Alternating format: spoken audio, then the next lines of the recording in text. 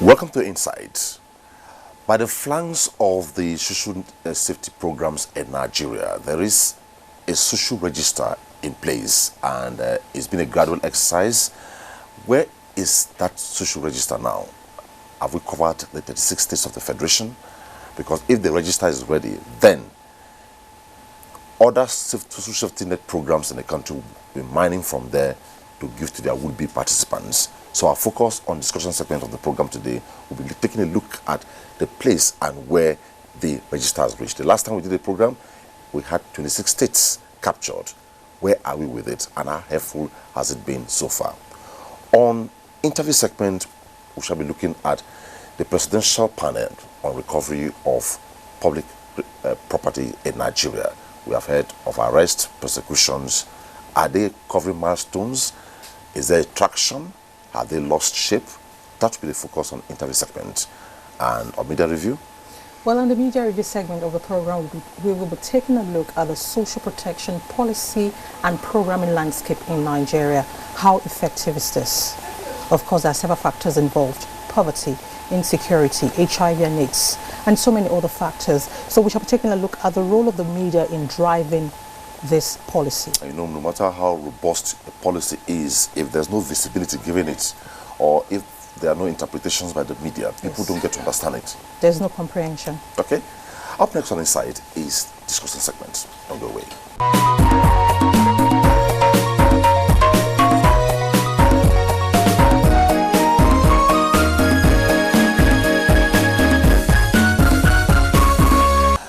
In government's concerted effort to ensure that poverty is eliminated in Nigeria, social protection programs were initiated, and they are many.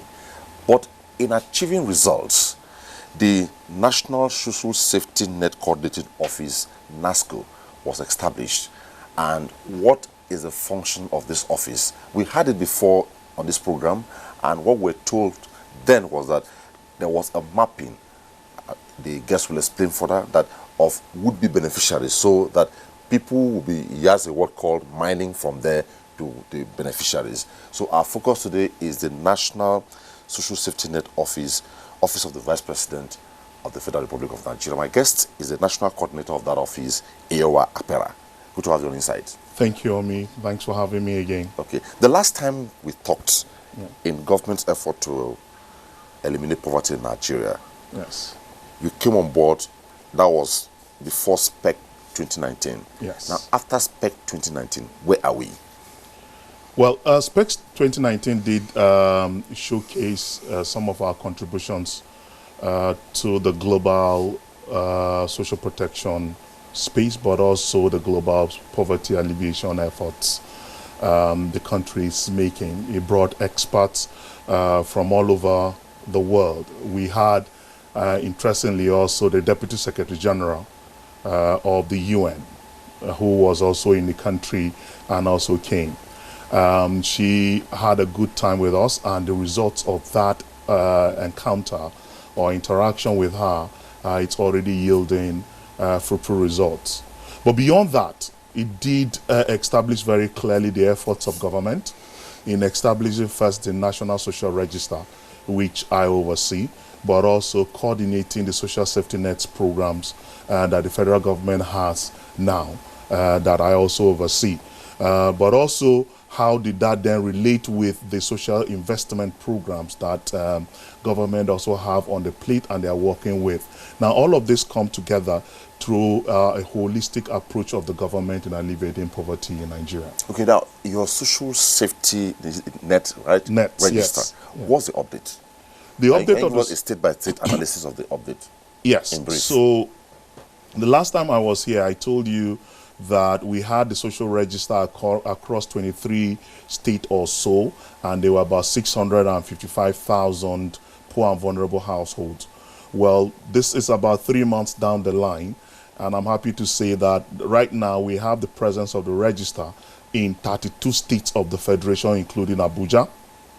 And the total number of poor and vulnerable households in that register now, it's 1,132,679 poor and vulnerable households, made up of 4,500,000 100,000 individuals. And so efforts are still on the way to continue the development of this register in these states, these 32 states, but also in the other remaining 3 states, 3 or if it's 32, then 5 states. Efforts are completely on the way to ensure that those registers are also beginning to, numbers are beginning to come from those states. And these states are Borno, Ogun, Lagos, Ebonyi. That we're still working with the state team to ensure that they are also on board. But to say that activities are ongoing in the states, Lagos just finished their training for the community-based targeting team last week, Friday. They are now meant to go back into the local governments to start the generation of the register. So yeah, their hands are already I was concerned last time when I told you about, do you have a tamper-proof strategy in all this? Yes, we wouldn't necessarily call it tamper-proof because it's all human efforts. But there are concrete strategies to mitigate any potential risk that will put in doubt the quality or integrity of the register. Like I mentioned to you the last time, is the community members themselves that decide within our community, here is what we consider poor and vulnerable. And on the strength of that decision, definition, they go ahead to select the members of that, the members within the community that they consider poor and vulnerable. And this is done in a very holistic manner where the women will have their own separate voice, the men will have their separate voice, the youth will have their separate voice, and they will collapse the 3 views together, and they will sign off on a harmonized list. Now, this list is not only left with the community, it is also at the state headquarters of our offices and also with us. It's only then that we go back to enumerate this poor and vulnerable. Now, there are other mechanisms put in place to ensure that this is done accurately. So we have a group of CSOs that we call them third-party monitors, that go ahead to say, okay, you have told me that in state X, community X, 31 poor and vulnerable households has been identified by the community. You've enumerated 31. They will pick that list and go to the community and look at the community list and validate that the fact this is coming from this community. So there's just no way that one big politician or one big government official will want to use his privileged position to compromise the list or the exercise? As far as the system is set up and as far as we know, no. And this is also perhaps time to also commend the governors and the president himself for completely allowing the process to be devoid of any political influence or connotation. First, the governors are never involved in the selection of the local governments that we start with. It's purely based on statistics, empirical evidence that will start with the LGAs. Secondly, when the communities decide on this list and we go for the enumeration, in fact, the governors don't even see it. This is the only part of the current drive for poverty alleviation that is not under the watch of the politicians. So the state focal persons have absolutely nothing to do with the generation of the list of the poor and vulnerable. The state coordinating offices are established under the supervision of the permanent secretary ministries. So we are sure in this list we don't have coded poor people. We have the real poor people on the list. We have the real poor people. And you can go to the communities and pick the community list yourself and double check with the list that we have to establish those facts. I mean, it's open and it's there, and that's why the community sign off on the list and have. Of course, in the course of this, you have grievances. Because somebody may want to impress you, yes, or placate you as the national coordinator of this office, and getting to your own community, they will want to put in your uncles so that they placate you.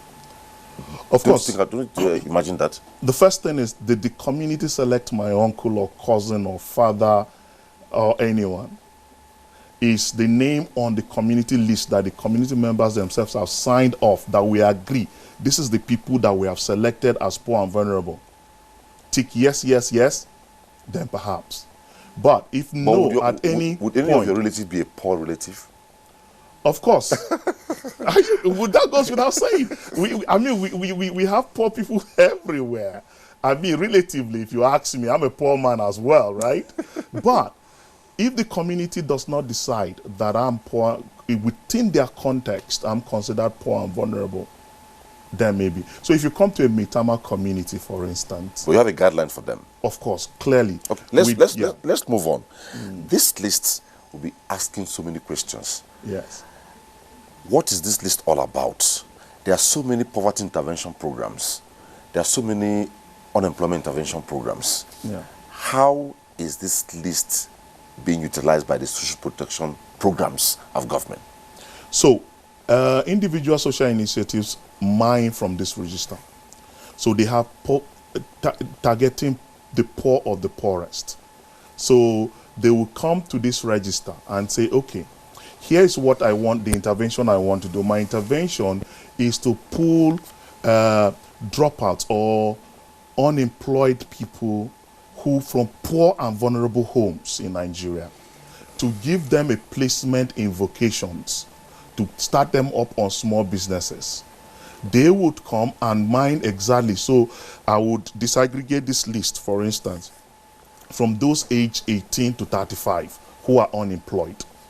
And then that initiative would then pull any youth from 18 to 35 who is unemployed from a poor home and place in a vocation. For instance, they have not accessed school, they've not been able to graduate or anything like that, but they give them chance for life, and it betters a life. Or a program comes and, look, I want to see that the people in the villages are actually engaged in farm work. And I do an analysis of the register and say, okay, we have X amount of people in this particular village. They are completely unemployed. And you ask yourself, why are they unemployed? Because it is believed that over close to 75% of our individuals in Nigeria, in the rural areas, are engaged in farming. Why are these ones not farming? Okay? It could be they are so poor they can't even afford land because they hire land. Even those who then have lands from their ancestors passed on to them can't afford tractors or farming implements. So what they do, they hire the land out instead to those who have a bit to farm. So they themselves are not farming. So a government decides to say, okay, let me target these poor farmers and equip them to be able to do their farm work. So they go through this list. They identify able young men who are residing in these communities and give them access to tractors, give them access to farming implements, for instance. They don't need to go and pay or hire out their land anymore. They simply get access of the government's provision, or even any company or any philanthropic organization, and they're able to then farm and produce and be as productive as anyone can be in this country. So the list is giving a fair voice to the poor of the poorest, who hitherto had no way of identifying. You started here by saying, asking the question around political influences and all of that. Now, if it's a top-down approach, of course, we give access to political office holders and say, here is an initiative, right? Give us a list as a representative of the people. Yes, they give us a list of the representative of the people, but it is those who have the voice in the community that they will consider, right? But there will also be the downtrodden that don't even have a voice within the community. But here is a list that regardless, they already have been identified. So you no longer need to go and say, give me the people. You have a list that you interact with. And I was speaking to a governor and I said to him, just imagine that you mine above 65-year-old who are in this register who are from poor homes. And there's a knock on the door that there's a government health outreach. He doesn't know any councillor. He doesn't know any House of Reps or a governor, right? And that he has been given access to health from your health outreach program, purely on the merit of the community deciding that he or she is poor and vulnerable. Imagine the happiness. But I just hope and understand too that the communities you go to, the community before the exercise is properly conscientized to understand what they're doing. Of course. There is a whole process of engagement. Once we go to the local government staff that leads the team will first interact with the village community leaders and said that we're coming to do this exercise. This is exactly what this is about.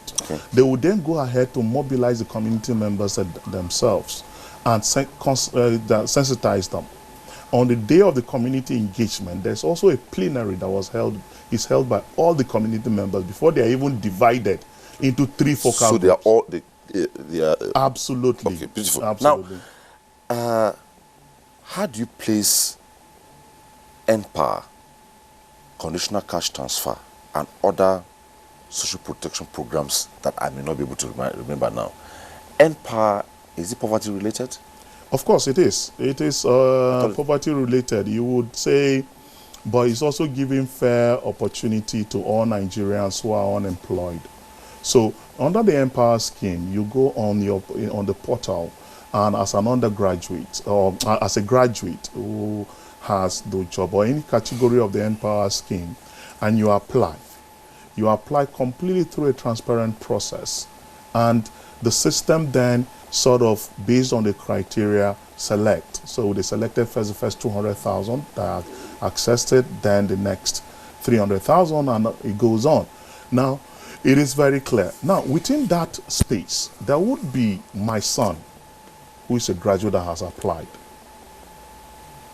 and he meets the criteria. You won't say because it's my son that you won't give him the chance, because he is first and under a graduate. Secondly, he's a Nigerian. Third, he applied. Fourth, he met the criteria. When you come to... Are they also captured in this list? No, they are not. That's what I was asking. Yes. How do you handle their case?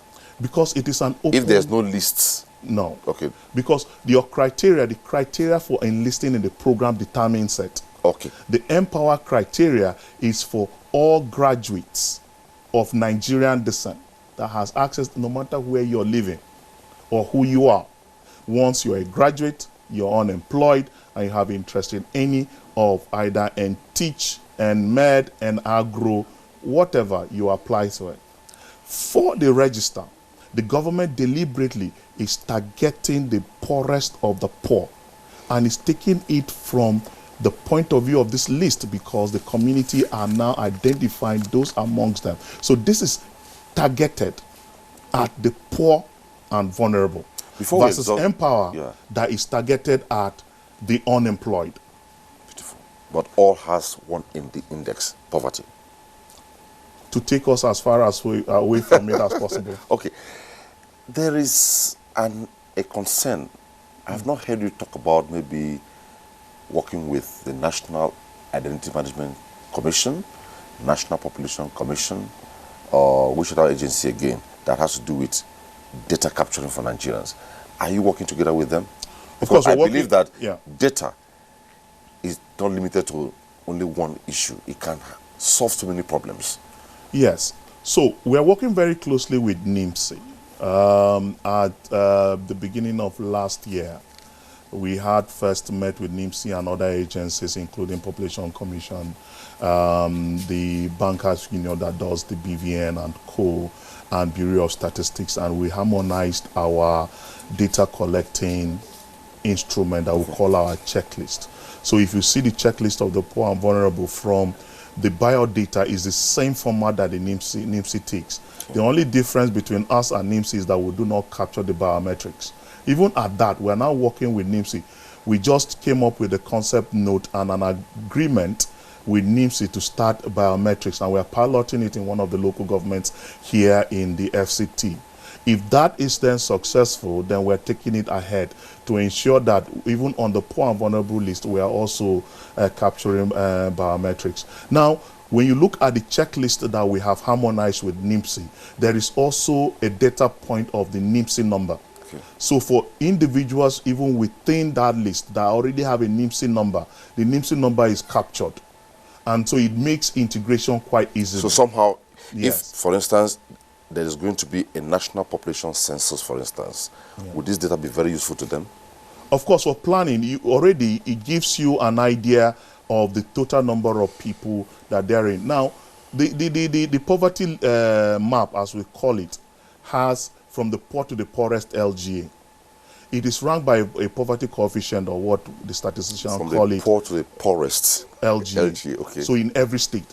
So you will see in a state, one local government having a 16% poverty coefficient, other having 28, other having 30, and all of that. Now, what we do when we do the poverty mapping, we take the population of that particular local government as estimated by National Population Commission, and we say, okay, here is your rating. Here you are 18% or 20%. That means about 18% of this total population are considered poor, right? And so we hit it against, and we know the number, which constitute the first target that we give to our state team and say, okay, for this LG, here is the total number of people, but here is the total number considered poor. And as such, this is what we will give you to start this work with. Now, when you come to population census, now I'm not an expert on population census, but I will imagine that they will then take from these numbers on the average within the community, how many individuals are considered poor and vulnerable. So if you have them like this number, and what the total population is, if you have a percentage, if you have an estimate that a percentage of 25% is considered poor, right? So it's only 25% of a whole 100. The mathematician will do it and give you an expected estimate of the population of the people for that locality, for instance. So it will be good for them to plan. And that's important of this list. And that is why it is deliberately situated in the offices of planning, so that government is using it as a tool to plan. So the Population Commission can simply use this data and plan, and they will even be up to exact level how much they will need to do a population census of the country, even if they come from this point of view. Thank you so much, Iorwa Apera, National Coordinator, National Safety Net Coordinating Office, Office of the Vice President. It's always a pleasure chatting with you on Insight. Same here. We hope and believe that truly the poverty mapping in Nigeria will become clearer. Of course. Of course. Up next on Insight is the interview segment. Stay with us.